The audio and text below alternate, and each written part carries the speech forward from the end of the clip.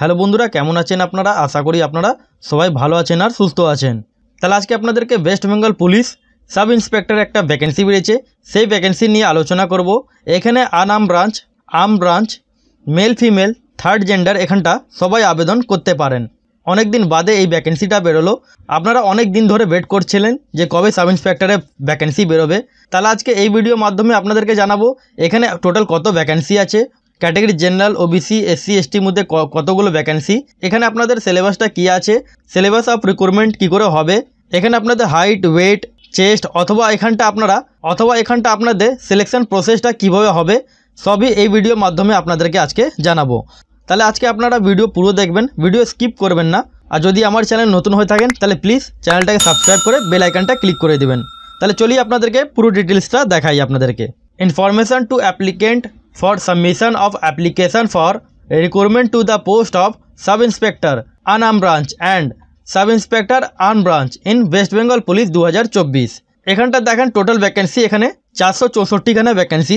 Category general মধ্যে arm ব্রাঞ্চের মধ্যে মেল ক্যান্ডিডেটদের এখানটা 74খানা ভ্যাকেন্সি, ফিমেলদের এখানে 45খানা ভ্যাকেন্সি। তারপর এখানটা দেখেন পাশে মেল ক্যান্ডিডেট আর্ম ব্রাঞ্চ 90খানা এখানটা ভ্যাকেন্সি, টোটাল 209খানা ভ্যাকেন্সি হয়ে গেল। এবার যাদের ধরুন ইডব্লিউএস আছেন, যাদের ইডব্লিউএস সার্টিফিকেট, তাদের এখানটা দেখেন আর্ম ব্রাঞ্চের মধ্যে 16খানা ভ্যাকেন্সি আর ফিমেল মধ্যে 10খানা ভ্যাকেন্সি। সেম এখানটা দেখেন আর্ম ব্রাঞ্চের মধ্যে 20খানা ভ্যাকেন্সি, টোটাল 46খানা ভ্যাকেন্সি। যারা এসসি ক্যান্ডিডেট তাদের এখানটা দেখুন মেল ক্যান্ডিডেটদের এখানটা আর্ম ব্রাঞ্চের মধ্যে 36খানা ভ্যাকেন্সি আর ফিমেল ক্যান্ডিডেটদের জন্যে আর্ম ব্রাঞ্চের মধ্যে 22খানা ভ্যাকেন্সি। আর তারপর এখানটা দেখেন আর্ম ব্রাঞ্চ আছে 44খানা ভ্যাকেন্সি, টোটাল এখানটা 102খানা ভ্যাকেন্সি। এসটির মধ্যে এখানটা দেখেন আর্ম ব্রাঞ্চের মধ্যে 10খানা ভ্যাকেন্সি, ফিমেলদের জন্য 6খানা ভ্যাকেন্সি, আর্ম ব্রাঞ্চের মধ্যে 12খানা ভ্যাকেন্সি, টোটাল এখানটা হলো 28খানা ভ্যাকেন্সি। তেমন এখানটা দেখেন এখানটা ওবিসি এর মধ্যে 16খানা ভ্যাকেন্সি মেলদের আছেন। আর এখানটা দেখেন ফিমেলদের এখানটা 10খানা ভ্যাকেন্সি, এটা হলো আর্ম ব্রাঞ্চ। আর্ম ব্রাঞ্চের মধ্যে 20খানা ভ্যাকেন্সি, টোটাল এখানে 46খানা ভ্যাকেন্সি হলো। ওবিসি বির মধ্যে এখানটা দেখেন 12খানা ভ্যাকেন্সি আছে মেলদের আর্ম ব্রাঞ্চ। এখানটা দেখেন 7খানা ভ্যাকেন্সি ফিমেলদের আর্ম ব্রাঞ্চ, 14খানা এখানটা আর্ম ব্রাঞ্চের ভ্যাকেন্সি মেলদের জন্যে।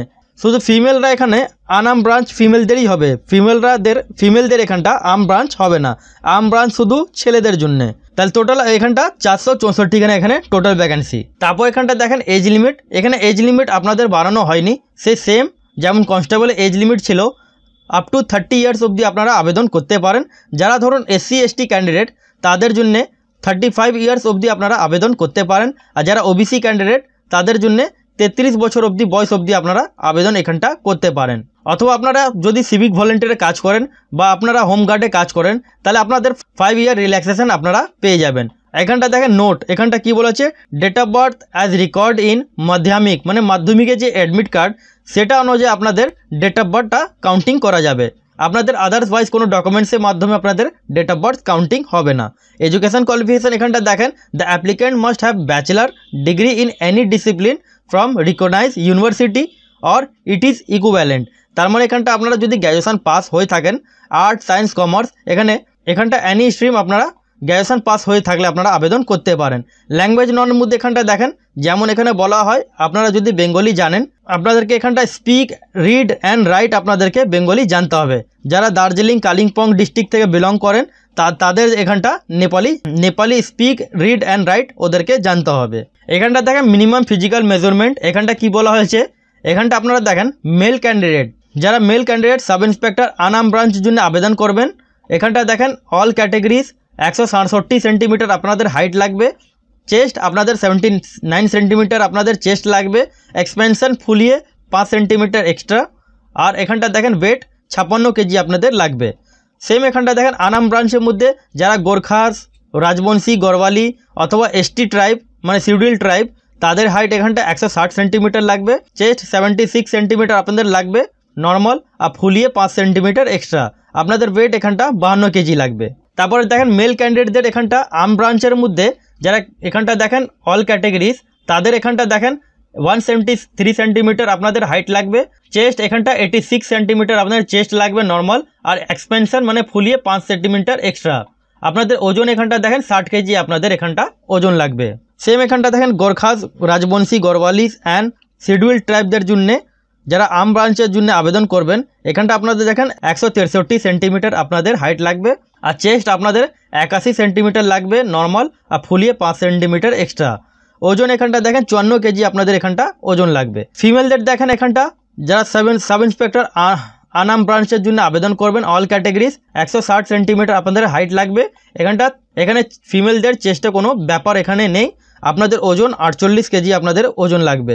সেম এখানটা দেখেন যারা গোর্খাস, রাজবংশী, গরওয়ালিস আর শিডিউল ট্রাইব তাদের জন্য 155 সেন্টিমিটার আর ওজন 45 কেজি আপনাদের লাগবে। সেম এখানটা দেখেন ট্রান্সজেন্ডারদের এখানটা দেয়া আছে, সেটা আপনারা একটু পজ করে একটু দেখে নেবেন। এখানটা দেখেন পিইটির মধ্যে মেল ক্যান্ডিডেট যারা বোথ আনাম ব্রাঞ্চ আর আর্ম ব্রাঞ্চের জন্য আবেদন করবেন, তাদের আপনাদের যেটা রান হবে সেটা সেম রান হবে। আনাম ব্রাঞ্চের জন্য আপনারা আবেদন করুন অথবা আপনারা আর্ম ব্রাঞ্চের জন্য আবেদন করুন, আপনাদের এখানটা 800 মিটারে আপনাদের রান হবে, আপনাদেরকে কমপ্লিট করতে হবে 3 মিনিটে আপনাদেরকে কমপ্লিট করতে হবে। ফিমেল ক্যান্ডিডেট যারা আনাম ব্রাঞ্চের জন্য এখানটা দেখেন 400 মিটার আপনাদের রান হবে আর 2 মিনিটে আপনাদেরকে কমপ্লিট করতে হবে। তেমন এখানটা দেখেন transgender candidate both arm branch আর আনাম ব্রাঞ্চের জন্য যারা আবেদন করবেন, তাদের এখানটা দেখেন 400 মিটার আপনাদের রান থাকবে, আপনাদেরকে 1 মিনিট 40 সেকেন্ডে আপনাদেরকে কমপ্লিট করতে হবে। মেথড অফ রিক্রুটমেন্ট এখানটা দেখেন আপনাদের প্রিলি এক্সামিনেশান টোটাল ফুল মার্কস আপনাদের 200খানা মার্কসে আপনাদের কোশ্চেন হবে। Final combined competitive examination total 200 মার্কসে আপনাদের কোশ্চেন থাকবে। কি থাকবে আপনারা একটু বুঝে নিন। এখানটা দেখেন পেপার 1-এর মধ্যে কি থাকবে আপনার পেপার 1-এর মধ্যে general studies and arithmetic for 100 marks আপনাদের থাকবে। আর এখানটা দেখেন 50 মার্কস আপনাদের কি থাকবে, 50 marks for general studies and 25 marks for logical and analytical reasoning and 25 marks আপনাদের অ্যারিথমেটিক থাকবে। আর আপনাদের এটাকে কমপ্লিট করতে হবে, আপনাদের 2 ঘন্টা আপনাদের পেপার হবে। এটা পেপার 1 হলো আপনাদের। পেপার 2 মধ্যে এখানটা দেখেন ইংলিশ অফ 50 মার্কস আপনাদেরকে 1 আওয়ারের টাইম আপনাদের মানে 1 ঘন্টা আপনাদের টাইম থাকবে, ইংলিশে পেপার আপনাদের 50 মার্কসে থাকবে। তারপর ল্যাঙ্গুয়েজ এখানটা দেখেন পেপার 3 মধ্যে ল্যাঙ্গুয়েজ কোনটা থাকবে, বেঙ্গলি, হিন্দি, উর্দু অথবা নেপালি আপনাদের 50 মার্কসে আপনাদের থাকবে। এটা আপনাদেরকে 1 ঘন্টার মধ্যে আপনাদেরকে কমপ্লিট করতে হবে। তার সাথে এখানটা দেখেন কি কোশ্চেন আপনাদের থাকবে সেটা এখানটা বলা আছে বোল্ড করে, আপনারা একটু দেখে নিন। আপনাদের যেটা টেস্ট নেওয়া হবে আপনাদের 30 মার্কসে, এটা আপনাদের যেটা টেস্ট হবে এখানটা দেখেন 30 মার্কসে আপনাদের টেস্ট নেওয়া হবে। এখানটা দেখেন আপনাদের অ্যাপ্লিকেশান ফি যেটা লাগবে, অ্যাপ্লিকেশান ফি এখানটা দেখে নিন। অল ক্যাটেগরিজ এখানটা দেখেন যারা জেনারেল ওবিসি আছেন তাদের এখানটা দেখেন 250 টাকা অ্যাপ্লিকেশান ফি আপনাদের লাগবে, আর প্রসেসিং ফি আপনাদের 20 টাকা লাগবে, মানে টোটাল 270 টাকা লাগবে। যারা SC ST আছেন তাদের এখানে আপনাদের কোনো অ্যাপ্লিকেশান ফি লাগছে না, কিন্তু প্রসেসিং ফি ওদের 20 টাকা পে করতে হবে। এটা আপনার ডেবিট কার্ড, ক্রেডিট কার্ড অথবা নেট ব্যাঙ্কিং থ্রু বা আপনাদের গুগল পে, ফোনপে, পেটিএম এটা দিয়ে আপনারা পেমেন্ট করতে পারেন। হাউ টু অ্যাপ্লাই এখানটা দেখেন, হাউ টু অ্যাপ্লাই এখানটা বলা আছে, আপনারা কি করে এটাকে আবেদন করবেন সেটা এখানটা পুরো ডিটেলসটা আপনারা পেয়ে যাবেন। এবার কথাটা হলো এটা ফর্মের স্টার্টিং ডেট আপনারা এখানটা দেখে নিন। ফর্মে যেটা স্টার্টিং ডেট 9 মার্চ 2024 থেকে ফর্মটা স্টার্টিং হয়ে যাবে, আর ফর্মে যেটা লাস্ট ডেট থাকবে 7 এপ্রিল 2024, ফর্মে যেটা লাস্ট ডেট মানে 9 তারিখ থেকে ফর্মটা আবেদন শুরু হয়ে যাবে। তাহলে আপনারা যদি চান একটা হাউ টু অ্যাপ্লাই ভিডিও, তাহলে আপনারা কমেন্ট সেকশানে কমেন্ট করে দেবেন। আর আমার চ্যানেল যদি নতুন হয়ে থাকেন আর যদি আপনাকে ভিডিও ভালো লেগে থাকে তাহলে চ্যানেলকে সাবস্ক্রাইব করে একটা লাইক করে দেবেন, যাতে ভিডিও বানাতে মোটিভেট পায়। তাহলে পুরো ভিডিও দেখার জন্য অসংখ্য ধন্যবাদ।